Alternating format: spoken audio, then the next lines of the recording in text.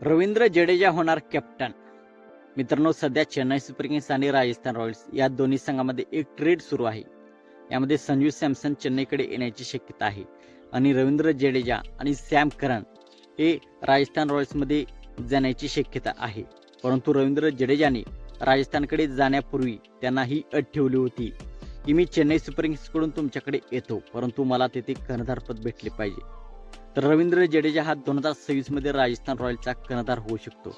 परंतु ही डील सध्या थांबवण्यात आली आहे, कारण ओव्हरसीज प्लेअरचा कोटा हा राजस्थान रॉयल्सचा फुल आहे आणि ते हसरंगा किंवा महेश दीक्षित या खेळाडूंना रिलीज करण्याची शक्यता आहे. नंतर ही डील सक्सेसफुल होणार आहे. तर रवींद्र जडेजा 2026 मध्ये राजस्थान रॉयल्सचे नेतृत्व करताना आपल्याला दिसणार आहे.